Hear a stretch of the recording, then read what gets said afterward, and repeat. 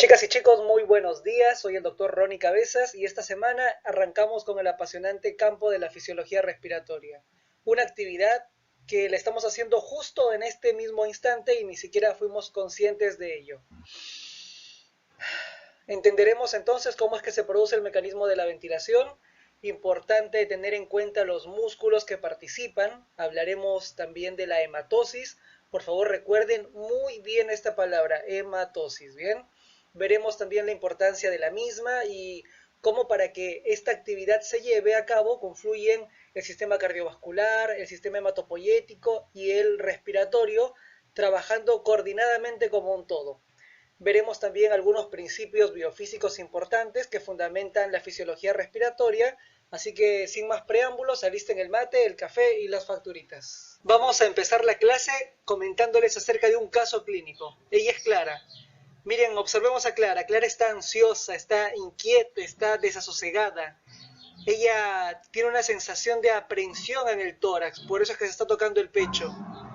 Ella siente que le falta el aliento, y esta falta de aliento se inició de un momento a otro, tuvo un comienzo brusco, un inicio súbito. Entonces, ante esta preocupación, ella se acerca al consultorio y me dice: doctor, tengo la piel fría, la piel húmeda, tengo dificultad para respirar, siento que me asfixio, que me ahogo, y que esto empeora al hacer actividades simples, al hacer actividades leves que antes no me provocaban esta falta de aliento. A esto nosotros le llamamos disnea en medicina. Y confirmo lo que me dice Clara porque hace jadeos para poder respirar. Entonces le digo a Clara: Clara, por favor, límpiese un poquito los labios, quiero que se quite ese color rojo carmín que tienen los labios. Entonces ella se quita el color de labios y observo que presenta ahora una coloración ligeramente azulada en los labios, miren ahí como en esa fotito que estamos viendo. A eso lo llamamos cianosis, que es la coloración azulada de piel y mucosas, que se puede deber a múltiples causas, ¿sí? ¿Y qué más me dice Clara? Me dice que presenta una tos con expectoración. Y yo le pregunto: ¿y cómo es esa tos con expectoración? ¿Esa expectoración qué características tiene? Y ella me dice: es media rosada, es blanco espumosa. Entonces yo más o menos ya voy sospechando del cuadro. ¿Y qué procedo a hacer? Un examen físico. Y noto que ella está taquicárdica, ¿se acuerdan? La taquicardia era el aumento de la frecuencia cardíaca, y la frecuencia cardíaca normal en reposo, ¿de cuánto era? De 60 a 100 latidos por minuto. Estoy seguro que todas me contestaron muy bien. Entonces, ya sé que está taquicárdica, y ahora voy a escuchar, voy a auscultar a esos pulmones, esos campos pulmonares. ¿Y qué escucho? Un sonido muy particular, que es el de crepitantes húmedos en medicina. En ambas basas pulmonares escucho este sonidito particular denominado crepitantes húmedos. Entonces, ¿qué pido para complementar mi diagnóstico? Una radiografía de tórax. Y veo un patrón de imágenes bastante particular en el que este patrón me dice que hay presencia de líquidos en el espacio pulmonar. Después, para buscar una etiología, o sea, la causa de todo esto, seguramente voy a pedir un electrocardiograma, probablemente una analítica de sangre, quizá de orina, pero por lo pronto yo ya puedo saber a qué la causa inmediata de estos síntomas, de esa dificultad respiratoria, de esa tos, de esa cianosis, y eso me está diciendo de que hay un problema a nivel de los alvéolos. Ya vamos a ver qué son los alvéolos, pero les quise adelantar algo colocando esta imagen aquí a la derecha. Miren, son como saculitos, no son como bolsitas. Esas bolsitas están vacías aparentemente, pero en realidad están llenas de gases, de oxígeno, de aire, ¿sí? Y son las que me van a hacer el intercambio con la sangre. La sangre le va a dar a estos alvéolos el CO2 y estos alvéolos le van a dar el oxígeno a la sangre. Y a ese proceso se le va a denominar hematosis. En el caso de Clara, no están vacíos estos saquitos, estos alvéolos. Miren, están llenos de líquido, ¿no? Entonces eso va a dificultar que estos alvéolos cumplan con su función de hematosis. Entonces ya más o menos nos vamos dando cuenta de a qué es lo que queremos llegar con este tema, ¿no? Queremos explicar y tener muy en claro cómo se da el proceso de hematosis y cuál es la función principal de estos pulmones. Ya pasó bastante tiempo desde que vi a Clara y me la encontré el otro día. Y la vi cambiada, está con un nuevo look, ya está bien, gracias a Dios. Ahora se fue a disfrutar de unas buenas vacaciones a una playa paradisíaca. Me dijo: fui a respirar de nuevos aires. ¿Y qué es el aire? El aire es una mezcla de gases. Bien, no es solamente oxígeno, aquí hay muchos diferentes gases. Entre ellos está el nitrógeno, gases raros como el xenón, el neón, está el argón y, bueno, obviamente también el oxígeno. ¿Y cuál es el que está en mayor porcentaje dentro de este aire? El oxígeno no es como muchos hubiesen pensado y yo también hubiese pensado en su momento, no. Es el nitrógeno. El nitrógeno ocupa un 78% del total del aire, mientras que el oxígeno aproximadamente un 21%. Miren, ojo con ese dato. Bien, ahora, Clara está a nivel del mar. A nivel del mar hay 760 milímetros de mercurio, que es la presión atmosférica o barométrica. Si vemos en esta imagen, miren, hay toda esta columna de aire que tiene que soportar a la gente que está a nivel del mar, 760 milímetros de mercurio. Pero si estuviera en la montaña, esto cambiaría. Miren, si yo estuviera aquí arriba en la cima de esta montaña, esta columna de aire es mucho más pequeña que la columna de aire que tiene que soportar la gente que está a nivel del mar. Esta columna de aire aquí en la montaña sería de 300 milímetros de mercurio. Es menos de la mitad, ¿no? Bien, esta presión atmosférica o presión barométrica puede variar dependiendo de a qué altura me encuentre. En este caso usamos como ejemplo a Clara, que está en la playa a 0 metros sobre el nivel del mar. Entonces, si yo digo que la presión barométrica a nivel del mar es de 760 milímetros de mercurio y el oxígeno ocupa solamente el 21% de este 760 milímetros de mercurio, entonces, ¿con cuánto de presión parcial de oxígeno contaría aquí, afuera, en este aire que rodea a Clara? Si hago una regla de 3 simples, obtengo 160 milímetros de mercurio. Entonces, vamos a hacer un resumen de esto. Clara se encuentra a nivel del mar, a 0 metros sobre el nivel del mar. Ella está respirando o ventilando un aire que la rodea. Este aire está compuesto por un 21% de oxígeno nada más. Y como la presión en este nivel es de 760 milímetros de mercurio y el oxígeno solamente ocupa el 21%, entonces Clara tiene una presión parcial de oxígeno en esta playa de 160 milímetros de mercurio. Seguimos hablando de Clara en la playa. Clara está haciendo una actividad inconsciente, está ventilando, en este caso está inspirando aire, o sea, una mezcla de gases de los cuales solamente el 21% lo conforma el oxígeno. Este aire ingresa al cuerpo de Clara, conteniendo oxígeno en una presión parcial de oxígeno de entre 150 y 160 milímetros de mercurio. ¿Y eso por qué? Porque dijimos que Clara se encontraba en la playa a 0 metros sobre el nivel del mar. Ese oxígeno ingresa a las vías respiratorias y se va a mezclar con otros gases que antes no estaban o que van a ir aumentando, por ejemplo, producto del metabolismo celular. ¿Y con qué gases se va a mezclar? Con CO2, con más nitrógeno, con vapor de agua. Entonces esto va a alterar un poco las proporciones totales.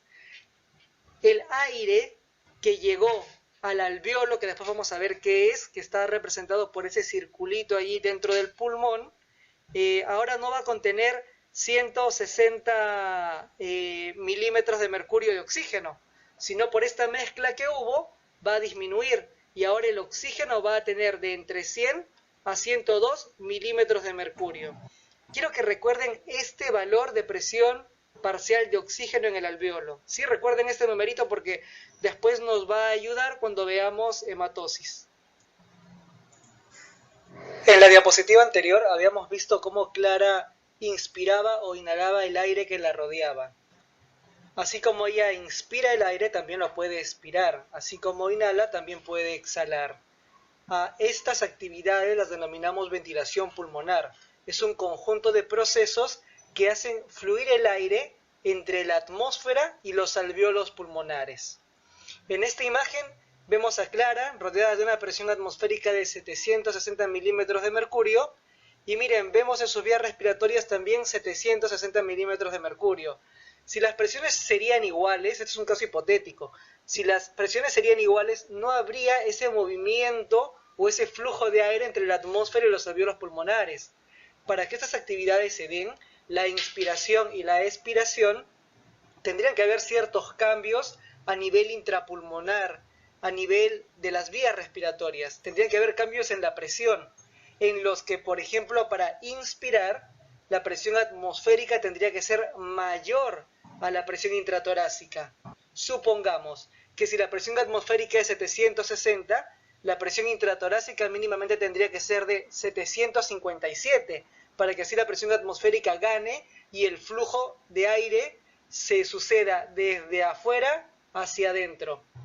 Caso contrario, en el caso de la expiración, en la expiración la presión tendría que ser intratorácica, tendría que ser mayor dentro, intratorácica, que en la atmósfera, que fuera, para que el flujo se dé desde las vías respiratorias hacia afuera, hacia la atmósfera. Entonces, hasta ahora ya nos hemos dado cuenta que para que exista un flujo de aire entre la atmósfera y las vías respiratorias, tiene que haber un interjuego de presiones, en el que para que se produzca la inspiración o inhalación, teníamos que reducir la presión intratorácica, tenía que estar por debajo de la presión atmosférica, y de esa manera el flujo iba de afuera hacia adentro. Caso contrario, en la exhalación o expiración, lo que hacíamos era aumentar la presión intratorácica por encima de la atmosférica para que el flujo de aire sea en el sentido contrario. Para explicar mejor esto, hay principios biofísicos, como la ley de Boyle y Marriott, que ¿qué es lo que nos dice? Nos dice que en gases ideales a temperatura constante, si la presión aumenta, el volumen disminuye. Y si la presión disminuye, el volumen aumenta. Vamos a ayudarnos de un dibujito, miren. Aquí tengo un peso, ¿no? Un peso, pongámosle que sea 1 kilo. A un lado hay 1 kilo, al otro lado hay 3 kilos. Bien, donde tengo 3 kilos hay una mayor presión, está ejerciendo una mayor presión sobre esa superficie y está reduciendo el volumen. Entonces, ¿qué dijimos? A mayor presión, o si la presión aumenta, el volumen disminuye. Y en caso contrario, si la presión disminuye, el volumen aumenta. ¿Vieron? Así lo observamos en el gráfico. Pero ustedes dirán, ¿y esto cómo lo representa a nivel de las vías respiratorias? ¿Cómo lo representa en el tórax? Miren, vamos a observar aquí en inferior, está la comparación. Tenemos a los pulmones, ¿no? Y tenemos aquí un músculo debajo de los pulmones que es el diafragma. Cuando el diafragma se aplana, tengo más volumen en los pulmones, y si tengo más volumen, ¿qué dice la ley de Boyle y de Marriott? Que a más volumen la presión disminuye. O sea que aquí tengo 757 y afuera tengo 760. ¿Quién gana? Lo de afuera. Entonces se produce el flujo de aire de afuera hacia adentro. Y esto es la inspiración. Caso contrario, ahora vamos a reducir el volumen. A ver, miren, el diafragma aquí está relajado. Esta es la posición en reposo del diafragma. Es cóncava, ¿no? Pero, ¿qué es lo que hace este diafragma con los pulmones? ¿Aumenta o disminuye su volumen? El volumen disminuye. Entonces, si el volumen disminuye, aumenta la presión. Ahora es de 763. Está por encima de la presión atmosférica. Entonces, ¿el flujo de dónde a dónde es? De adentro hacia afuera. Y por eso es que se da la expiración. Y si sumamos inspiración más expiración, estamos hablando del concepto que vimos en la anterior diapositiva, que es el proceso de ventilación.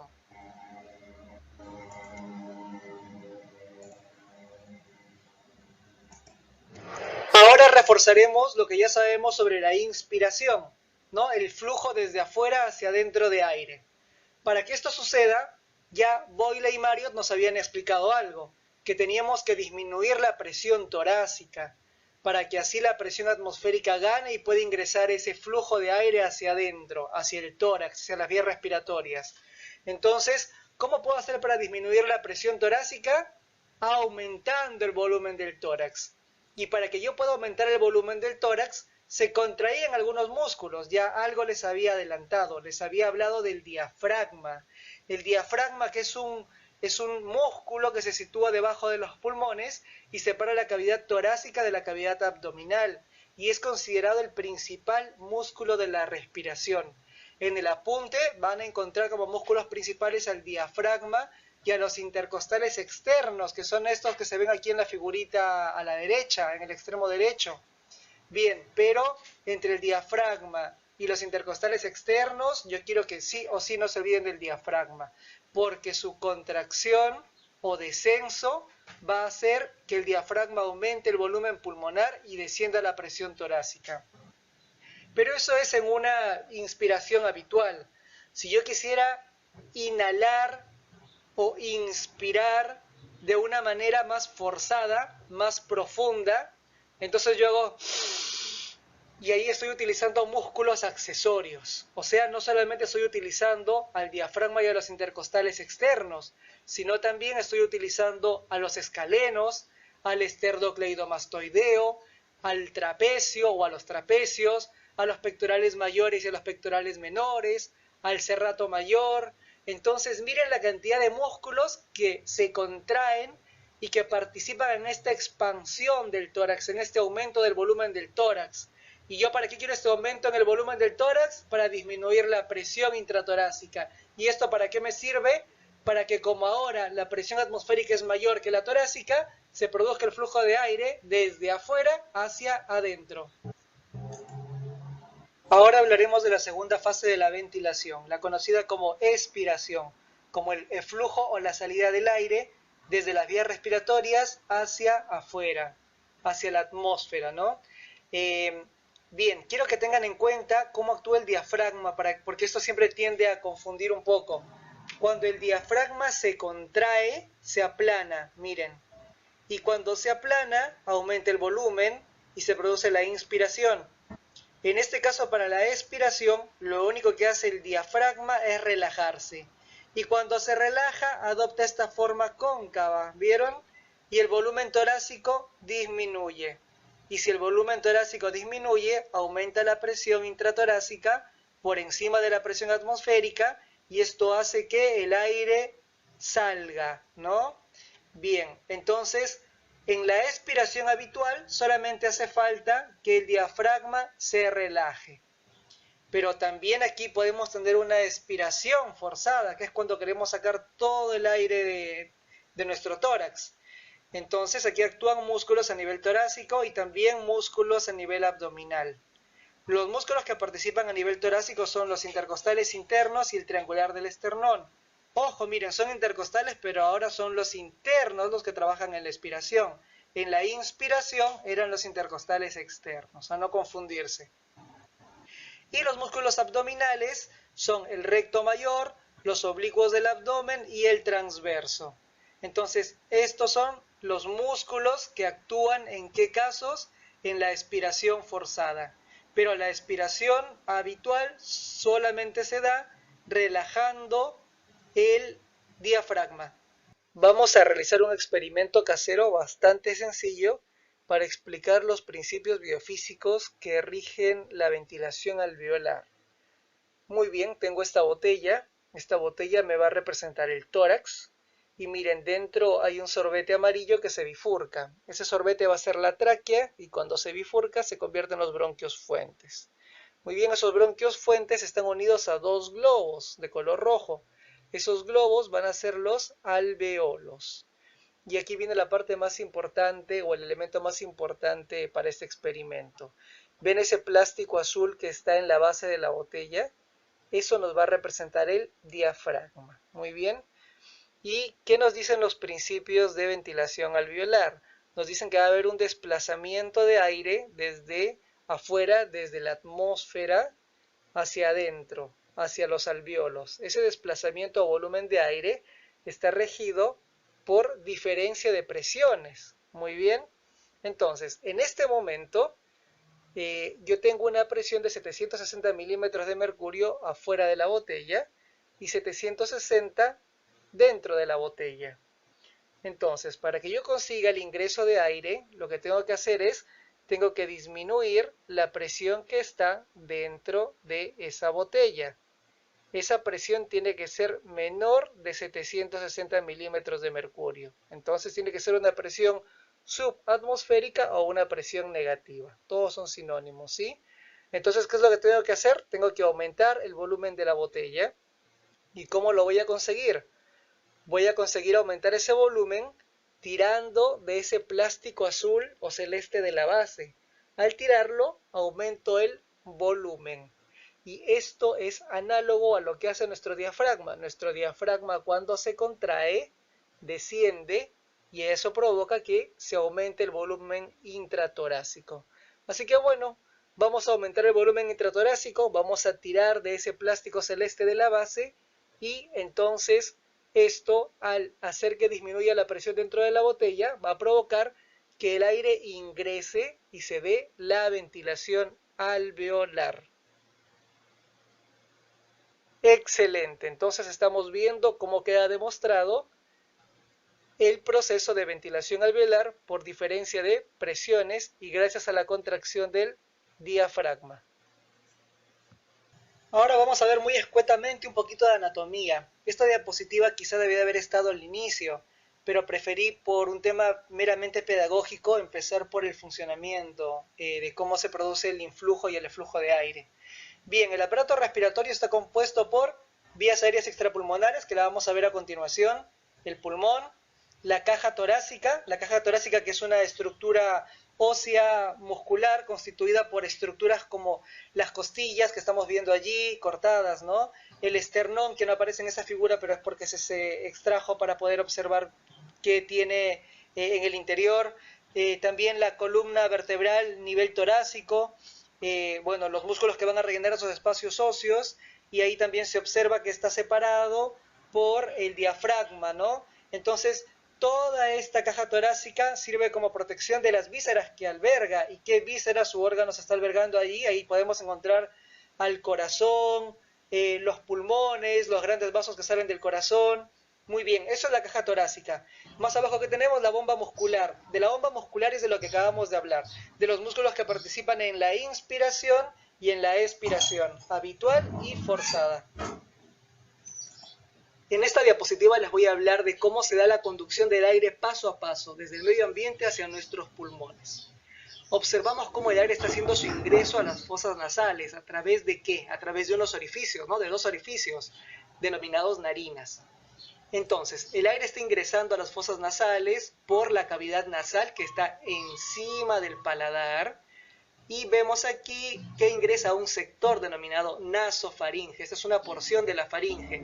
Se llama nasofaringe por su relación con la cavidad nasal. Otro nombre es rinofaringe. Después se continúa con el segundo sector, que está aquí de color amarillo, que es la orofaringe o bucofaringe por su relación con la cavidad bucal. Este aire ya se está filtrando, se está calentando y se está humectando. Entonces, ya pasó por la nasofaringe, por la orofaringe, ahora pasa a la hipofaringe o laringofaringe. La laringe también es parte de este sistema de conducción, y en la laringe vamos a encontrar dos estructuras importantes. Una es las cuerdas vocales con las cuales se produce la fonación, y otra es la epiglotis. Este epiglotis es un cartílago y va a hacer o va a funcionar como una compuerta de seguridad. ¿Ante qué? Por ejemplo, cuando nosotros deglutimos el alimento, miren, el alimento por aquí está ingresando y tiene dos vías. Una, seguir con el esófago hacia el sistema digestivo, y otra, ingresar a nuestras vías respiratorias. ¡Qué peligro!, ¿no? Entonces la epiglotis funciona como una puerta de seguridad para evitar el paso del alimento deglutido hacia nuestras vías respiratorias. Entonces, esa es la función de la epiglotis. Continuamos con la circulación. El aire entonces está en la hipofaringe y ahora ingresa por aquí. ¿Y hacia dónde se dirige? ¿No? La laringe ahora va a pasar a la tráquea. ¿Y la tráquea qué es? La tráquea es un conducto, es un tubo músculo membranoso compuesto por 16 a 20 anillos cartilaginosos. Miren, aquí estamos viendo los anillos cartilaginosos. ¿Y qué me dicen? Que son incompletos. ¿Por qué son anillos cartilaginosos incompletos? Porque el cartílago no va a rodear a todo el tubo. En la parte posterior, como podemos observar en esta imagen, vemos que no hay cartílago, o sea, este cartílago tiene una forma de C, una forma de herradura, y hacia posterior no presenta cartílago. ¿Qué presenta? Presenta una mucosa, un epitelio, ¿no? Seguido por una capa muscular. Bien, entonces la tráquea está compuesta por 16 a 20 anillos cartilaginosos incompletos, que dijimos que estaba revestido aquí interiormente por una mucosa, por un epitelio, por células, células que van a producir moco y células que van a presentar cilios. Entonces, ¿y para qué sería esto? ¿Qué finalidad cumpliría? Bueno, el moco va a continuar con la función de filtración del aire y de humectación de ese aire. ¿Y las cilias para qué serían importantes? Las cilias son como pelitos, ¿no? Que van a estar moviéndose 20 veces por segundo. ¿Pero para qué me servirían las cilias? Para evitar la acumulación de secreciones, de esos mocos y también de cuerpos extraños. ¿Qué es lo que van a hacer estos pelitos que podemos ver aquí, por ejemplo, al costado derecho de la diapositiva? Miren, ven cómo se están movilizando y están transportando la mucosidad hacia arriba, hacia afuera en todo caso, para poder quitarme esa acumulación de mocos y que mi vía respiratoria pueda cumplir con su función de conducción. Entonces, hasta aquí tenemos a la tráquea. Y ahora vemos que la tráquea se divide en dos. A esta división, o a este lugar donde se dividen, se le llama carina, ¿sí? Entonces la tráquea a nivel de la carina se divide en dos bronquios. Estos bronquios, que son también tubos de conducción, van a ser los bronquios fuentes. Bronquio fuente derecho y bronquio fuente izquierda, que se dirigen hacia los pulmones. Estas son asimétricas, ven que miren, son distintas una de la otra. Podemos observar aquí, por ejemplo, que el derecho es más cortito y es más ancho y además tiene una disposición más vertical. El izquierdo es mucho más largo, es más delgado y tiene una disposición más horizontal. Y si lo pienso, a ver, ¿cuál tendría más riesgo, por ejemplo, de que ingresara un cuerpo extraño? A ver, si ingresara por X motivos un cuerpo extraño, que pudo haber pasado este mecanismo de protección a nivel del epiglotis, ingresó a la vía aérea desgraciadamente, ¿hacia dónde se iría? ¿Hacia la derecha o hacia la izquierda? Es mucho más fácil que pueda ingresar hacia la derecha, porque tiene un trayecto más corto, porque tiene un trayecto más vertical y además es mucho más ancho. Bien, a tenerlo en cuenta. Acabamos de ver a la tráquea cómo a nivel de la carina se divide en dos bronquios fuente, el derecho y el izquierdo, y ya vimos las diferencias entre ambos. Bueno, una vez que estos bronquios fuente ingresan al pulmón, se convierten en bronquios lobulares. Y es aquí el corte. Hasta bronquios fuente eran extrapulmonares porque estaban fuera del pulmón. A partir de bronquios lobulares, que ya están ingresando al pulmón, se convierte en vía aérea intrapulmonar. Ya no es extrapulmonar, sino intrapulmonar. Ahora, estos bronquios lobulares van a subdividirse como ramas. Va a haber una dicotomía, o sea que se van a dividir en dos cada uno. Y a su vez, después de los bronquios lobulares vienen los bronquios lobulillares, que también se van a dividir en dos, que pueden ser de mediano y pequeño calibre, y así se van subdividiendo de dos en dos, de dos en dos. A cada subdivisión se le llama generación. O sea que aquí, como indica la diapositiva, cuando lleguemos a los bronquiolos terminales vamos a tener 16 generaciones o 16 divisiones de estos bronquios. Y aquí tenemos que hacer la separación. A partir de la 17ª generación ya tenemos el acino pulmonar o la zona de intercambio gaseoso. ¿Y qué es el acino pulmonar? En el apunte la describen como la unidad anatómica del pulmón. ¿Y qué va a comprender? A los bronquiolos respiratorios, a los conductos alveolares y a los alvéolos. ¿Y desde cuándo desde cuándo se le puede llamar acino pulmonar? A partir de la 17ª generación y va a ir hasta la 22ª generación, que es donde encontramos ya a los sacos alveolares, que son como bolsitas, ¿no? Ya habíamos hablado de ellas algo. Que tienen paredes epiteliales y que siguen en íntimo contacto con los capilares, con los vasos más finitos, ¿no? Y juntos van a constituir a la membrana alveolo capilar o membrana respiratoria, que es de la que vamos a hablar en la siguiente diapositiva. Algo más para agregar sobre los alvéolos es que se encargan del intercambio gaseoso y hay una cantidad aproximada de 300 millones en los pulmones. Hay 300 millones de alvéolos o de bolsitas que van a participar en el intercambio gaseoso. Y alrededor en extensión serían más o menos unos 75 metros cuadrados. Esto igual en algunos libros van a encontrar como 300 o 400 metros cuadrados. Eso depende de dónde se lea. En el apunte dicen que es una superficie de intercambio de 75 metros cuadrados, que lo conforman 300 millones de alvéolos que ocupan ambos pulmones. La fisiología se sostiene de distintos saberes, de diferentes disciplinas. Para nosotros es importante, por ejemplo, describir la anatomía. A veces explicamos algo de histología o de química. Y por demás importantísimo es la biología. Para aquellos que tienen el gusto de tener como docente a la licenciada Alejandra, seguramente van a tener bastante clara esta imagen, ya que esto lo ven en su primer semana en la segunda clase, si mal no recuerdo, dentro de las propiedades del agua.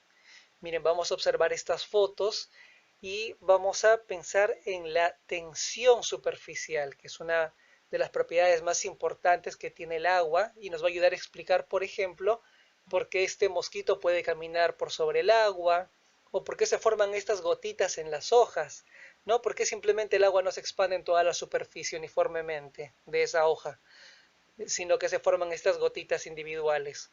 O también por qué este vaso que está repleto de agua, que está lleno de agua, y si yo le voy aplicando gotitas y gotitas y gotitas, no va a hacer que se rebalse el agua. Esto está relacionado con la tensión superficial. ¿Y qué es la tensión superficial? Es una propiedad importante del agua que está basada en la fuerza que mantiene unidas a las moléculas de agua. Gracias a esta cohesión entre las moléculas de H2O, entre las moléculas de agua, miren aquí como podemos observar en esta imagen, miren cómo se están uniendo las moléculas, van a permitir esa tensión superficial. Y eso como yo aplicaría en mi cuerpo, en mi organismo. Habíamos hablado de los saquitos alveolares, ¿no? Miren estas bolsitas. Estas bolsitas, si bien están ocupadas por el gas, por los gases, por el aire, también están ocupadas por una fina capa de agua. Miren, aquí hay una fina película o una fina capita de agua. Está totalmente cubierta esta bolsita, esta saco alveolar por agua. Y si yo tengo en cuenta la tensión superficial, y si yo les digo que es la fuerza de cohesión entre las moléculas de agua, ¿qué es lo que pasaría si se atraerían estas moléculas de agua? Ese saquito o ese alvéolo se cerraría, ¿no? Sería atraído, se pegaría y colapsaría ese alvéolo. Bien, esto es por naturaleza, tenemos esa fina capa de agua, pero esto no ocurre por la fisiología, ¿sí? Ya que nuestro organismo es muy sabio. Ahora vamos a ver qué es lo que sucede. ¿Por qué es que no colapsa este alvéolo si tiene moléculas de agua rodeándola?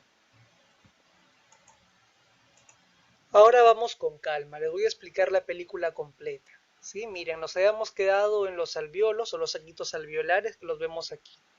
Vamos a tomar solamente a dos de ellos, ¿sí? Los cortamos, los sacamos, los vamos a procesar, vamos a utilizar unas tinciones, o sea que los vamos a pintar, los vamos a colorear con unos tintes especiales que se llaman hematoxilina y eosina.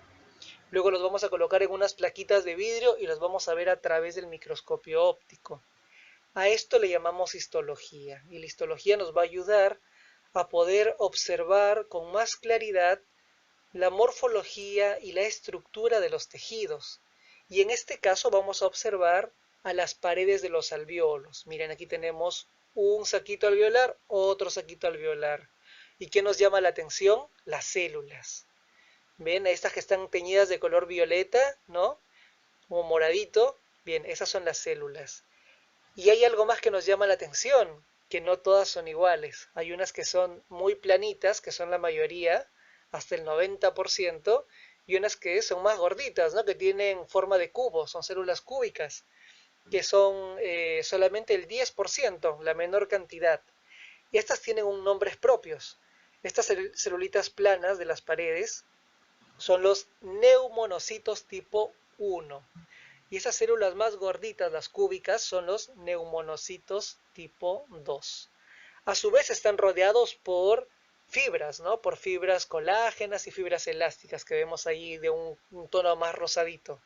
Bien, A mí las células que más me van a importar, y ahora les voy a explicar por qué, son los neumonocitos tipo 2. Así que vamos a pasar a un esquema un poquito más didáctico, ¿no? Miren, aquí tenemos un dibujito más claro, el neumonocito tipo 1 que es planito, el neumonocito tipo 2 que es cúbico, y vamos a sacar a este neumonocito tipo 2 que les dije que era el que más me interesaba y lo colocamos aquí a un costado.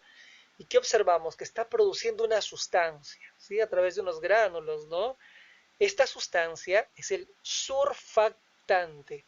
Por favor, no se olviden de ese nombre que es importantísimo para nuestras vidas. El surfactante pulmonar. Bien, ¿qué habíamos dicho en la diapositiva anterior? Que si teníamos aquí este alveolo y este alveolo estaba rodeado por una fina capa de agua, por esa propiedad del agua llamada tensión superficial, las moléculas de agua se iban a atraer y se iban a pegar fuertemente, ¿no? Se iban a unir, se iban a cohesionar. Y si eso pasara, ¿qué pasaría en nuestro alveolo? Se cerraría totalmente, colapsaría. Entonces ya no podría albergar el gas, no podría albergar el aire que viene de la atmósfera. Eso sería muy malo para nosotros, ¿no? Porque no podríamos realizar justamente el proceso de ventilación. Pero eso no sucede fisiológicamente. ¿Y eso por qué? Por el surfactante pulmonar. Ven, miren, este neumonocito tipo 2 está secretando surfactante y ese surfactante se va a distribuir en las paredes de nuestro alveolo, en las paredes internas de nuestro alveolo. Entonces se va a interponer entre el agua, ¿sí? Entonces, ¿qué es lo que pasa en la expiración? En la expiración, yo libero el gas que está contenido en esos alveolos, y si el gas se va y solamente hay agua, hay esa fina película de agua, se pegaría totalmente y se cerraría totalmente, ¿no? Y después, ¿cómo hago para abrir ese alveolo? Bien, como nosotros tenemos este surfactante se va a interponer entre las moléculas de agua. Entonces, cuando nuestro gas, cuando nuestro aire se vaya en el momento de la expiración, no se van a pegar totalmente las moléculas de agua, porque tienen interpuestos justamente el surfactante. O sea que el surfactante nos ayuda a disminuir la tensión superficial de agua y eso entonces evita de que nuestro alveolo colapse. Entonces es importantísimo para nosotros el surfactante producido por el neumonocito tipo 2. No se olviden, por favor, que puede ser pregunta de examen, ¿sí? Ya sea de parcial o de final, porque es importantísimo y es vital para nuestras vidas. Ahora les doy un ejemplo práctico. Miren, en algunas circunstancias eh, no hay surfactante en suficiente cantidad, ¿sí? Hay una producción muy escasa y eso se da, por ejemplo, en los prematuros, ¿sí? En los bebés que nacen antes de las 38 semanas de gestación, quizá un bebé que nace a las 34 o 35 semanas, esos bebitos tienen problemas respiratorios, ¿sí? Ellos desarrollan un cuadro que se llama un síndrome de dificultad respiratoria del recién nacido, síndrome de distrés respiratorio, otros lo conocen como enfermedad de las membranas hialinas, pero ellos tienen dificultad respiratoria y es justamente porque no tienen una cantidad adecuada de surfactante, porque no han terminado el desarrollo, han nacido de forma prematura, ¿sí? Entonces, hay tratamientos para eso. Hay un tratamiento con corticoides que se le aplica a las gestantes cuando hay riesgo de parto prematuro, que ayuda a que madure ese neumonocito tipo 2 y que produzca mayor cantidad de surfactante mucho más rápido. Entonces ya ven, es de vital importancia el surfactante. ¿Y el surfactante de qué está compuesto? Principalmente de fosfolípidos, ¿sí? Entonces es un tipo de grasita que se interpone entre las moléculas de agua. El fosfolípido que compone el surfactante se llama dipalmitoil fosfatidilcolina. También el surfactante está compuesto no solamente del fosfolípido, sino también de una parte también proteica y también de otros lípidos. Pero bueno, lo importante para mí es que ustedes sepan para qué sirve el surfactante, que es para reducir la tensión superficial del agua en el alveolo. ¿Y por qué es importante? Porque si no, nuestro alveolo colapsaría. ¿Y quién produce el surfactante? El neumonocito tipo 2. Chicos y chicas, les voy a hacer una pregunta. ¿El oxígeno y los nutrientes ¿para qué nos son importantes? Yo sé que nos van a responder al unísono para mantenernos con vida. Y es excelente esa respuesta, ¿sí? Pero quedamos dicho en la clase de introducción, que tenemos siempre que buscar el porqué de las cosas, ¿sí? Entonces, para eso, para explicar el por qué es que nos podemos mantener con vida, me voy a remitir a este dibujito de aquí, a esta imagen chiquitita. Esta es una mitocondria, es una organela, es un componente de nuestras células. Y cada vez que vean esta mitocondria, quiero que piensen en una central generadora de energía, ¿sí? Esta organela es la que nos va a formar, nos va a generar energía en forma de ATP, adenosín trifosfato, ¿sí? ¿Y este ATP para qué es necesario?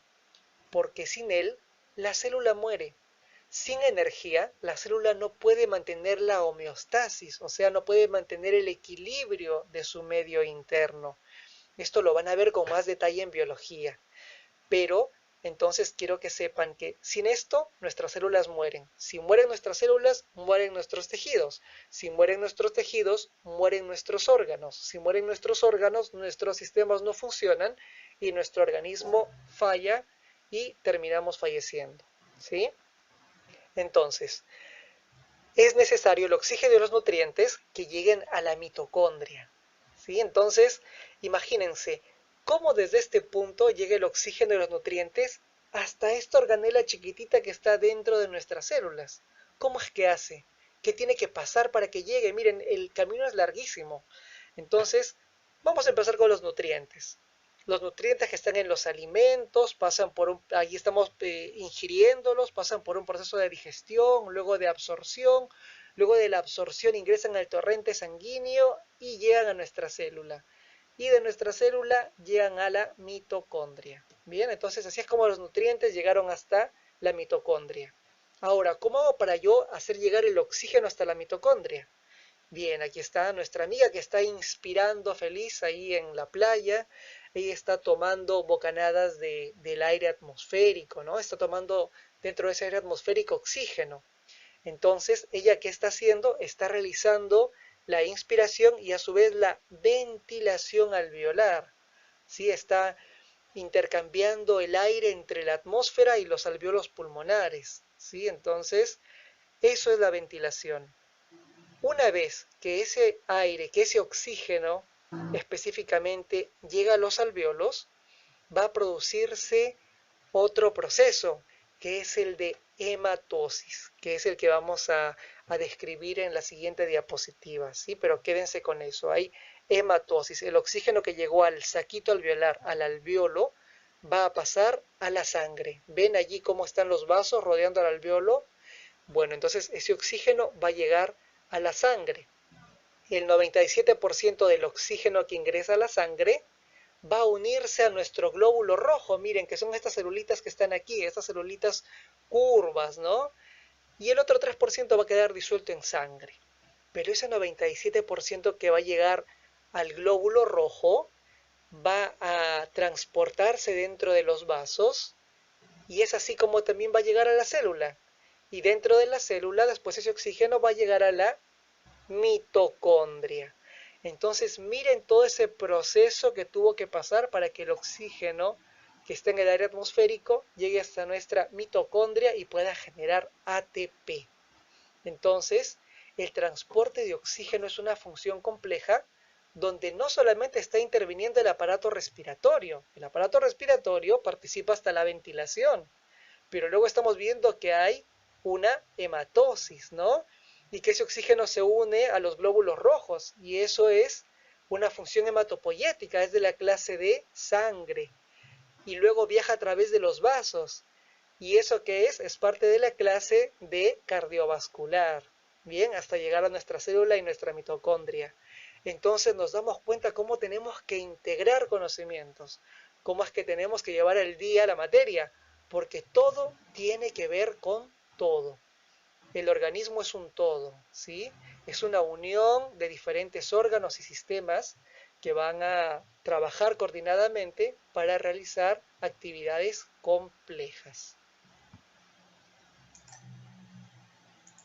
Hasta este punto de la clase hemos comprendido cómo es que llega el oxígeno que está en el aire atmosférico a nuestros alvéolos, ¿sí? A través del proceso de ventilación. Ahora este oxígeno que está en mi saquito alveolar, en mi alvéolo, a mí no me interesa que se quede allí, me interesa que pase a la sangre, para que así pueda ser transportado por el glóbulo rojo hasta mis células. Bien, entonces yo quiero que ese oxígeno ingrese. En contraparte, hay otra molécula que quiero que haga lo contrario, es el CO2. El CO2 se produce como desecho de nuestras células y también viaja en el glóbulo rojo en nuestra sangre y yo quiero que se elimine del cuerpo. ¿Y cómo hago para eliminarla? Quiero que pase desde el capilar, desde el vaso sanguíneo, hacia el alvéolo. Y del alvéolo se elimine cada vez que yo exhale. Entonces, cuando yo inhalo, ingreso oxígeno y cuando yo exhalo, elimino CO2. ¿Y eso es gracias a qué? A que yo puedo realizar un intercambio de gases entre mi capilar y entre mi vaso sanguíneo. Específicamente, ¿qué hay dentro del vaso sanguíneo? El glóbulo rojo. A este intercambio de gases, a este proceso de intercambio de gases de entre el oxígeno y el dióxido de carbono, yo lo voy a llamar hematosis. ¿Sí? Así que vamos a quedarnos bien claros con ese concepto. El proceso de intercambio de gases, en este caso oxígeno y dióxido de carbono, es llamado hematosis. Bien, entonces, yo tengo por un lado el alvéolo, que ya sé cómo funciona, y por otro lado el vaso sanguíneo. Ese vaso sanguíneo es un capilar. Bien, nosotros sabemos que tenemos eh, arterias, estas arterias se van ramificando y el calibre se va reduciendo o el diámetro se va reduciendo y va formando arteriolas, estas a su vez metarteriolas y después vienen los capilares, ¿sí? Que son vasos de paredes muy finitas que justamente son las ideales para participar en este proceso de intercambio de gases, de hematosis. Bien, entonces, si yo me fijo en la flechita, estoy viendo que está ingresando sangre, ¿no? Que están ingresando glóbulos rojos. ¿Esta sangre de dónde proviene? Entonces vamos a recordar la clase de cardiovascular. Y aquí tenemos, miren, este es el sistema circulatorio mayor o menor. El menor, ¿no? ¿Ven? Estamos viendo cómo sangre del ventrículo derecho está saliendo a través de la arteria pulmonar y se va hacia nuestros pulmones, se va en búsqueda de los alveolos. Bien, entonces esta arteria pulmonar o esta sangre que viene a través de la arteria pulmonar es la que vemos que está ingresando aquí. Y se ve de color azul, ¿por qué? Porque es sangre desoxigenada. En general, vamos a hacer aquí un paréntesis para no confundirnos, ¿bien? Las arterias son los vasos que salen del corazón, específicamente de los ventrículos. Bien, esas son las arterias. Y las venas son las que ingresan al corazón. Bien, y ingresan a través de las aurículas. Hasta allí vamos muy bien. En general, cuando hablamos de arterias, decimos que transportan sangre oxigenada, salvo una excepción, que es el de la arteria pulmonar. Bien, la única arteria que va a transportar sangre desoxigenada, o sea, con poca cantidad de oxígeno, es la arteria pulmonar. Y esto tiene lógica. ¿Por qué? Porque está desoxigenada. ¿Por qué? Porque está yendo al pulmón. En el pulmón recién va a captar oxígeno. Cuando tenga contacto con el alvéolo, allí se va a cargar de oxígeno y se va a convertir en sangre oxigenada. Bien, entonces, nuevamente, la arteria pulmonar es una excepción a la regla. Es la única arteria que transporta sangre desoxigenada. El resto de arterias transportan sangre oxigenada, o sea, rica en oxígeno. Entonces volvemos a esta imagen y vemos cómo vienen los globulitos, los glóbulos rojos, pero miren, hay una tinción media azulada, ¿no? Es porque el glóbulo rojo en este caso, está trayendo CO2, ¿sí? Tiene más cantidad de CO2 que de oxígeno, ¿bien? Entonces, cuando llegue al alveolo, va a dejar el CO2 y ese CO2 se va a ir con el alveolo y va a captar el glóbulo rojo el oxígeno. Entonces, ahora el glóbulo rojo ya no transporta CO2, sino que transporta oxígeno. Y ahí entonces estamos hablando de sangre oxigenada. Entonces nos vamos a quedar con otra idea para la siguiente diapositiva. Miren, aquí estoy colocando PO2. El PO2 es la presión parcial de oxígeno de la sangre que está ingresando al alveolo. Esta tiene 40 milímetros de mercurio. Y miren el PO2, o sea, la presión parcial de oxígeno que está saliendo, que ya estuvo en contacto con el alveolo. Ahora tiene 100 milímetros de mercurio. ¿Eso qué quiere decir?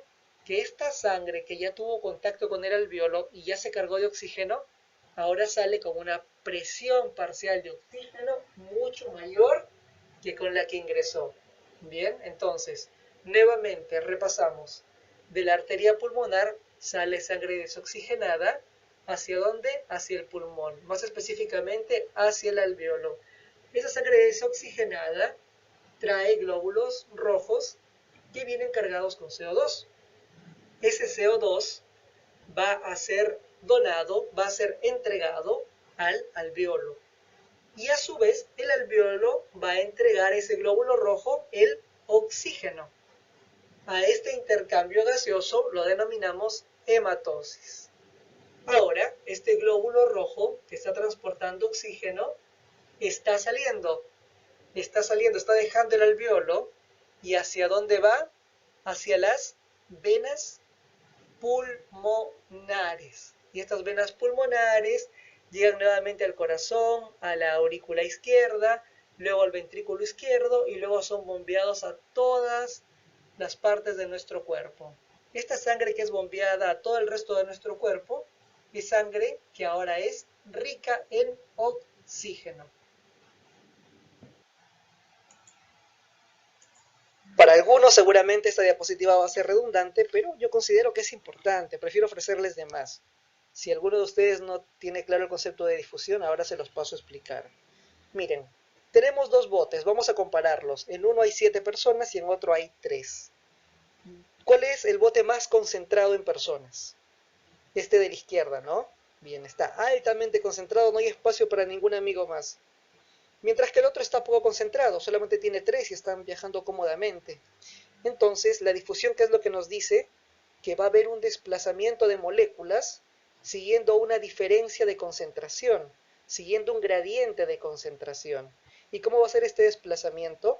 Va a ser desde una zona que está muy concentrada, como el bote de la izquierda, ¿hacia dónde?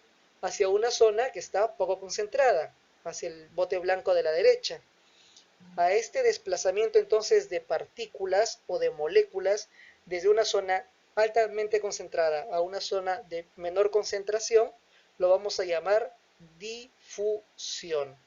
Aquí tenemos la imagen clásica cuando uno lee estos conceptos en la biología, y tenemos ahí una membrana celular que permite el paso libre de partículas, y vemos cómo las partículas desde la zona superior, que están muy concentradas, miren, hay muchas pelotitas, van pasando hacia la zona donde casi no hay pelotitas, ¿no? Entonces, a ese paso sin gasto de energía, libremente, hasta equiparar las cantidades en ambos lados, los vamos a llamar difusión. Y eso es justamente lo que sucede, o es la ley que nos va a explicar cómo es que se da el proceso de hematosis. Miren, yo tengo por un lado aquí mi alveolo y por otro lado tengo mi capilar, mi vaso sanguíneo, ¿no? Entonces, ¿dónde tengo muy concentrado el oxígeno? ¿En el alveolo o en el capilar que está viniendo de la arteria pulmonar? En el alveolo, ¿verdad? Allí tengo mucho oxígeno y tengo poco oxígeno en el capilar. Entonces, ¿el oxígeno de dónde a dónde va a ir? ¿De qué bote a qué bote va a ir el oxígeno y va a saltar para pasar al otro? Va a pasar el oxígeno desde el alveolo hacia el capilar y va a viajar en el glóbulo rojo, se va a ir en su bote.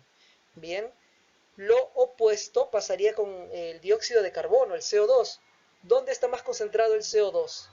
¿En el alveolo o en el capilar? en el capilar, ¿no? El CO2 está trayendo sangre desde la arteria pulmonar, es una sangre más rica en CO2, o sea que hay mucho CO2 en el capilar y poco en el alveolo, así que el CO2 va a saltar desde el glóbulo rojo del capilar y va a ir ¿hacia dónde? Hacia el alveolo y lo vamos a eliminar con la expiración. Bien, entonces eso es la difusión de gases en la membrana alveolo capilar. Ahora nos pondremos un poquito más técnicos, pero vamos a ir despacio para entender los conceptos. Muy bien, aquí tenemos la representación de un tejido, ¿no? Miren aquí. Entonces, el tejido dijimos que necesitaba mucho oxígeno, ¿no? Utiliza el oxígeno y elimina como desecho el CO2. Entonces vemos aquí cómo está captando el oxígeno y aquí está desechando el CO2 o dióxido de carbono. Muy bien, este CO2 se va a transportar en el glóbulo rojo, ¿no? Entonces, miren, va a llegar al corazón, a las cámaras derechas, va a salir por el ventrículo derecho a la arteria pulmonar, y esta arteria pulmonar, ¿hacia dónde está llevando la sangre? Hacia el pulmón, más específicamente hacia los alveolos. Como los tejidos le ofrecieron mucho CO2, entonces está más concentrado en CO2 en comparación con el oxígeno, ¿no? Miren aquí, tenemos 46 milímetros de mercurio de CO2 y solo 40 de oxígeno, o sea que es sangre desoxigenada, porque tiene poco oxígeno. Ahora llega el capilar, y miren, esto de aquí es el alveolo. Bien, en esta bolsita alveolar, ¿cuánto tengo de oxígeno o cuánto de presión me representa el oxígeno? 100 milímetros de mercurio. ¿Y cuánto hay de CO2? Solo 40 milímetros de mercurio. O sea que en esta bolsita, en este alveolo, tengo mucha cantidad de oxígeno, ¿no? ¿Y qué pasa si yo comparo el oxígeno del alveolo con el oxígeno del capilar? ¿Cuánto tengo de presión parcial de oxígeno en el alveolo? 100. ¿Cuánto tengo de presión parcial de oxígeno en el capilar? 40. ¿Quién gana? ¿Quién tiene más? El oxígeno del alveolo, ¿verdad? Entonces aquí se va a producir la difusión. Y por gradiente o diferencia de concentraciones, va a ir desde la zona que está más concentrada a la menos concentrada. O sea que el oxígeno va a difundir desde el alveolo ¿hacia dónde? Hacia el capilar. Excelente. Bien, tenemos claro el concepto.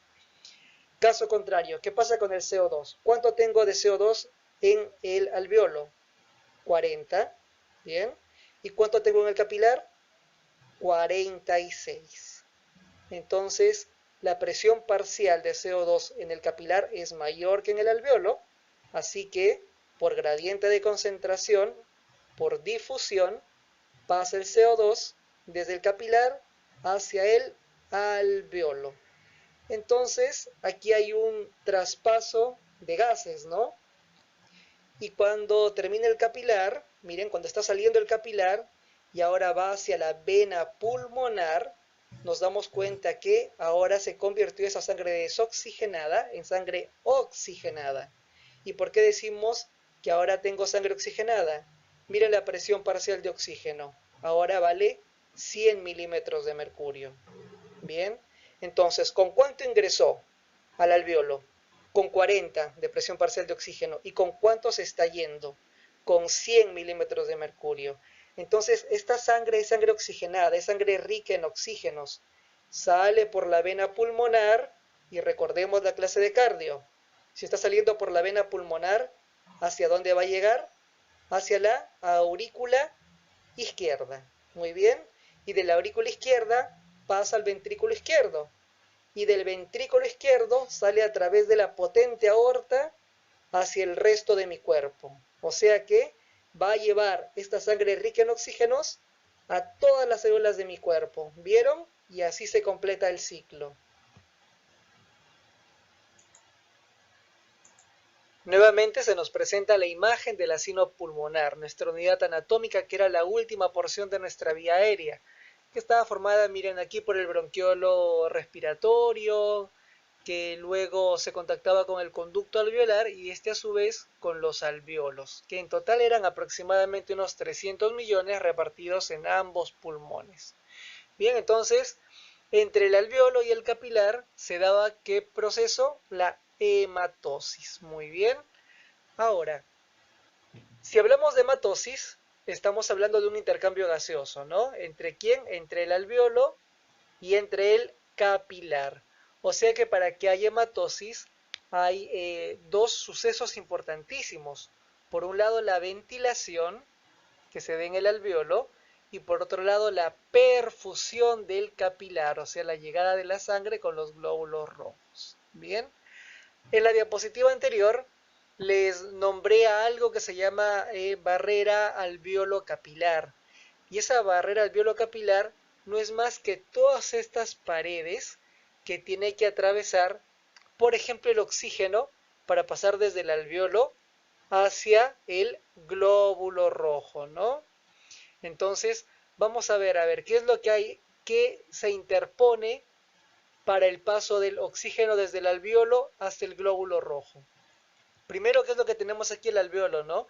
Y dijimos que este alvéolo tenía una fina capa de agua, ¿no? Que también tenía una interposición con el surfactante. Entonces aquí tenemos primero, la primera capa, una fina capa de líquido, ¿sí? Bueno, después, ¿qué más vamos a observar? Vamos a observar un epitelio alveolar. ¿Se acuerdan que habíamos dicho que estaba formado por neumonocitos? Bien, aquí está el epitelio alveolar. Y como todo epitelio, está asentado en una membrana basal alveolar. Bien, entonces aquí tenemos la fina capa de agua, tenemos el epitelio alveolar con su membrana alveolar. Hasta aquí ya terminamos ¿con qué? Con el alveolo. ¿Qué sería esto de acá? Miren, justamente esta imagen de aquí abajo está un poquito más ampliada. Aquí está la fina capa de agua, aquí están los neumonocitos o el epitelio alveolar y aquí está su membrana basal. Ahora hay una interposición. Esto de acá es el intersticio, o sea, es el espacio entre células, así que lo vamos a llamar espacio intersticial. Bien, y ahora vamos con las estructuras que le pertenecen al capilar. ¿Vieron? Porque aquí ya terminamos con el alvéolo, el intersticio y ahora vamos al capilar. El capilar también tiene una membrana basal, que es el apoyo de ¿qué? De su endotelio. Bien. Aquí, así como en el alvéolo teníamos un epitelio con una membrana basal, aquí en el capilar tenemos un endotelio que también tiene una membrana basal, la membrana basal capilar. Y después que teníamos, ya estábamos dentro del capilar y ahora tomábamos contacto ¿con quién? Con el glóbulo rojo, ¿no? Con ese glóbulo rojo que tenía cientos de hemoglobinas, ¿no? Y que cada hemoglobina transportaba 4 moléculas de oxígeno. Entonces vieron a todas estas barreras o a estas paredes que tiene que atravesar el oxígeno o el CO2 para ir desde el alvéolo hasta el glóbulo rojo o en el caso del CO2 desde el glóbulo rojo hasta el alvéolo. Entonces a toda esta barrera la vamos a llamar membrana alvéolo capilar. Y aquí hay algo sorprendente. ¿Saben cuánto miden todas estas paredes? Miden 0,5 micras, o sea, media micra. ¿Y saben cuánto vale una micra? Agarramos una regla, vemos 1 milímetro y a ese milímetro lo dividimos entre 1000. Así que imagínense lo delgada, lo finísima que es esta barrera alvéolo capilar. Entonces, gracias a esto es que se permite la correcta difusión de los gases, del oxígeno y del CO2. Bien, siempre y cuando no haya algo más que se interponga.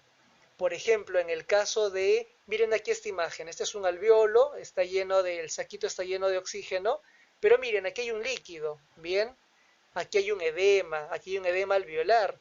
Si está ocupado este espacio por líquido o por agua en vez de oxígeno, entonces hay una interposición, porque la barrera va a ser mucho más grande, porque tiene mucho mayor cantidad de agua. Eso va a engrosar entonces la pared y va a ser más dificultoso el pasaje de los gases.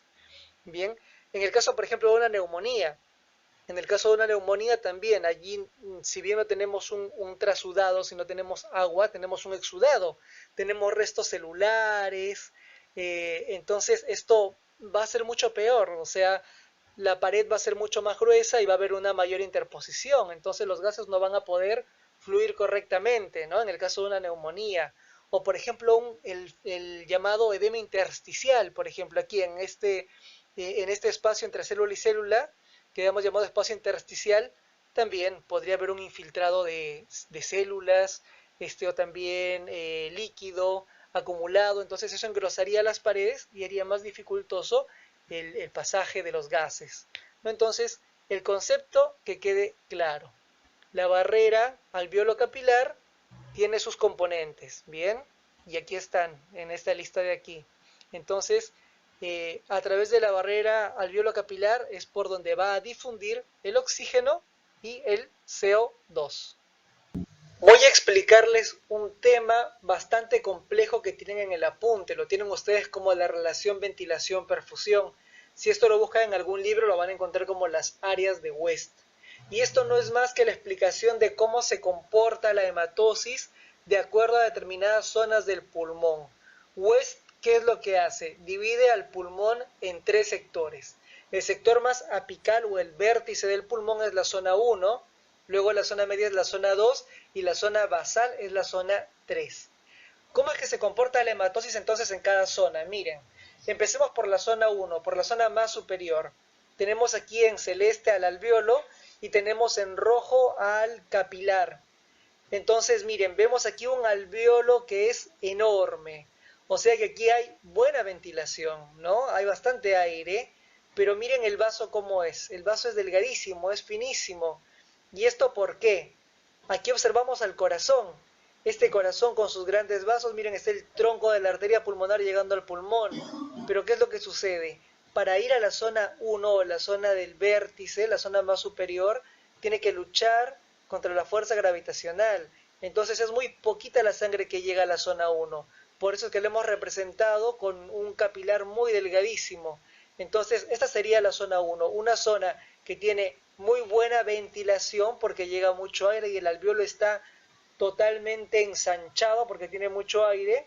Pero miren el vaso, con un vaso finito. Cuando se relacione este alveolo con este vaso, lo que va a hacer este alveolo es presionar a este vaso y hacerlo colapsar. Bueno, esto fisiológicamente no se da, gracias a Dios, pero hay que tener en cuenta este principio, ¿no? Que en esta zona apical es un área muy ventilada, pero muy poco perfundida. Y como no hay una correcta hematosis, a esta zona del vértice lo vamos a llamar espacio muerto fisiológico. Más abajo es una representación de un pulmón de una persona de pie y luego de un pulmón en una persona en decúbito, ¿no? En decúbito dorsal. Entonces, miren, esta zona 1 del ápice está representada en la persona acostada como la zona más anterior del pulmón, como la zona más frontal del pulmón. Entonces, este espacio muerto fisiológico va a estar representado por la zona del vértice y si la persona se acuesta, la zona más anterior del pulmón. Bien, hasta ahora hemos hablado de esa zona 1. Ahora vamos a hablar de la zona 2, de la zona media. Miren, aquí tengo un alveolo que también está ventilado y de un capilar de un calibre mediano, o sea que está bien perfundido. O sea que aquí sí hay una buena relación, ¿no? De una buena relación de ventilación con perfusión. Se relaciona muy bien el alveolo con el vaso, con el capilar. Entonces esta es la mejor zona para que se produzca la hematosis. Vamos ahora a la zona 3, a la zona basal, a la zona más inferior. ¿Qué es lo que sucede en esta zona? Habíamos hablado de la gravedad, ¿no? Entonces vemos que del corazón sale el tronco pulmonar o la arteria pulmonar y miren, es mucho más fácil que vaya a la zona basal, ¿no? Porque tiene a favor la gravitación. Entonces estamos representándolo con un vaso de un calibre mucho mayor, un capilar grueso. Bien, o sea que hay excelente perfusión, hay muy buena perfusión, llega muy bien la sangre. Pero ¿qué pasa con el alveolo? El alveolo aquí por el peso de todo el parénquima pulmonar, de todo el tejido pulmonar, ahora nuestro alveolo está aplastado, ¿no? Entonces, ¿qué decimos? Que en esta zona hay una muy buena perfusión, pero hay una mala ventilación, porque nuestro alveolo está casi colapsado. Entonces, no hay buena cantidad de aire en esta zona, pero sí buena cantidad de sangre. Entonces, ya sabemos la diferencia entre estas tres zonas, entre la zona 1, la zona 2 y la zona 3. Y en el apunte les hablan de una relación BQ. ¿A qué se refiere este índice? lo único que hace es correlacionar la ventilación con la perfusión. La ventilación representado por la B corta, por la V, por el alveolo, y la perfusión representado por una Q. Y bueno, es la que se identifica con el vaso, ¿no? Con el capilar. Entonces, partamos de una zona ideal, por la zona 2. En la zona 2, en la zona ideal, la relación BQ es de 0,8. Esto matemáticamente sería como 8 sobre 10. Ven que son valores más o menos iguales, ¿no? 8 y 10 se mantiene, hay una buena relación BQ. Ahora, ¿qué pasaría si yo me voy hacia la zona más inferior, que dijimos que estaba muy profundida y poco ventilada? La relación cambia, la relación va a ser de 6 en 10. 6 para la ventilación, o sea, 6 para el alveolo, y 10 para la perfusión, o sea que 10 es para el capilar, para el vaso. Entonces, hay más vaso que alveolo, ¿no? Entonces, por eso es que la relación cambia y se convierte en 0,6. Caso contrario, ¿qué pasará en la zona 1? La zona 1 tiene valor de ventilación-perfusión mayor a 1. ¿Por qué? Porque la ventilación, el numerador, siempre va a ser mucho mayor que el denominador, que el Q. Entonces, de esta manera explicamos cómo es que se comporta la hematosis en las distintas áreas pulmonares. La mejor zona para hematosis es la zona 2, la peor zona para hematosis es la zona 1, que es la zona más apical. Esta zona 1 también es conocida como el espacio muerto fisiológico. En su apunte también vi que les hablan de volúmenes y capacidades pulmonares. ¿Y esto qué es? ¿Cómo se evalúa? Vamos a ver aquí la imagen, ¿no? Hay una persona soplando un tubo hacia una máquina. Bien, a este procedimiento se le llama espirometría. Esta maquinita es el espirómetro, que es lo que nos ayuda a trazar o a marcar las capacidades y volúmenes pulmonares que tenemos. ¿Y esto cómo es? A ver, vamos a analizarlo. Tenemos aquí unas curvas en esta imagen. Vamos a centrarnos inicialmente en la franja amarilla. Entonces, yo estoy conectado al tubo y estoy ventilando, o sea que estoy inhalando y exhalando. Esta curva que se está trazando aquí en la franja amarilla es hacia arriba la inhalación, hacia abajo la exhalación. Inhalo, exhalo, inhalo y exhalo. Y estoy movilizando un volumen de 500 mililitros. O sea que cuando inhalo, ingresan 500 mililitros de aire a mis pulmones y cuando exhalo, saco esos 500 mililitros de aire. Entonces vamos ahí con la franja amarilla y de pronto el médico me pide que por favor haga una exhalación profunda, ¿no? Entonces exhalo, expiro profundamente, utilizando los músculos. ¿Y qué es lo que consigo? Un volumen de reserva expiratorio. Estoy quitando lo más que puedo de los pulmones, el aire que tengo. Entonces estoy haciendo el trazado del volumen de reserva expiratorio. Pero se dan cuenta que no llego hasta el cero. ¿Por qué no llego hasta el cero? Porque si yo llegase hasta el cero, sacaría totalmente todo el aire de mis pulmones y mis pulmones colapsarían. Entonces fisiológicamente esto no se va a dar. Entonces quiere decir que yo tengo un volumen de aire que está contenido en mis pulmones y que eso no lo voy a movilizar, que no lo puedo sacar. A eso se le llama el volumen residual y es de más o menos unos 1200 mililitros. Bien, entonces, me quedé en que había hecho una expiración forzada. Ahora nuevamente vuelvo a ventilar como siempre lo hago. Cuando estoy ventilando, inhalando y exhalando, trabajando solamente con mi diafragma, contrayéndolo y relajándolo, estoy solamente movilizando el volumen corriente, ¿cierto? Bien, ahora el médico me pide que por favor haga una inhalación profunda. Entonces inspiro profundamente y utilizo mis músculos accesorios.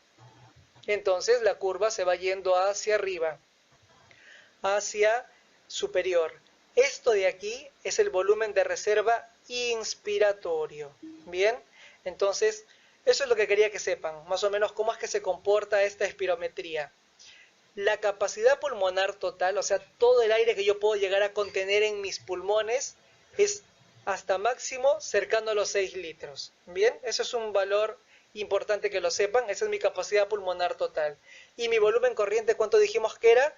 Era de 500 mililitros. Y mi volumen residual, o sea, ese aire que nunca va a salir de mis pulmones, ¿de cuánto es? De 1200 mililitros. Entonces, hasta allí más o menos tenemos un pantallazo general de cómo son los volúmenes y capacidades pulmonares. Espacio muerto es un tema bastante interesante que nos dice que no todo el aire que nosotros ingresamos al pulmón inhalando e inspirando llega hasta la membrana alveolo capilar.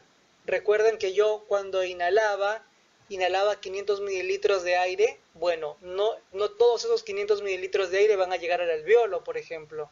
No todos van a hacer hematosis. Entonces aquí hay que aprender a diferenciar dos tipos de espacio muerto. Un espacio muerto anatómico y un espacio muerto alveolar. ¿Qué quiere decir esto? El espacio muerto anatómico es el aire que se queda en las vías de conducción, que no llegan al alveolo, entonces no harán hematosis. Eso es el espacio muerto anatómico. Y tenemos otro espacio muerto que se llama alveolar, que sí llega a los alveolos, pero no a todos los alveolos, sino a los alveolos de la zona 1 del pulmón, de la zona del vértice. ¿Y qué hemos dicho que pasaba en esa zona, en la zona del vértice o del ápice pulmonar? Que si bien estaban bien ventilados los alveolos, que si bien llegaba buena cantidad de aire, no había una buena perfusión, entonces no se daba correctamente la hematosis, por lo cual esa zona no sería funcional, porque no habría hematosis adecuadamente. Entonces a esa zona le llamamos espacio muerto funcional o alveolar. Si yo sumo el espacio muerto anatómico con el espacio muerto funcional o alveolar, voy a obtener el espacio muerto fisiológico. Miren allí en la imagen, ahí están las dos, ¿no? Está esa zona del ápice con el alveolo que no va a ser una correcta hematosis, y también está la vía de conducción. Entonces el espacio muerto fisiológico es la sumatoria del espacio muerto anatómico y del espacio muerto alveolar. Y en total, ¿cuánto es? Más o menos 150 mililitros. Ahora quiero hablarles de dos conceptos que teníamos pendientes. Bien, la ventilación. ¿Qué era la ventilación? Ya la habíamos visto, ¿no? Varias veces en esta clase. Era un flujo o un volumen de aire que se movilizaba entre la atmósfera y los pulmones. Pero ahora vamos a hablar correctamente, vamos a decirlo completo. Ventilación pulmonar. ¿Qué es? Es el volumen de aire movilizado entre la atmósfera y los pulmones por unidad de tiempo, en este caso en 1 minuto. ¿Y cómo lo hallamos matemáticamente? ¿Cómo sería la ventilación pulmonar? La ventilación pulmonar la vamos a obtener de multiplicar nuestra frecuencia respiratoria por nuestro volumen corriente.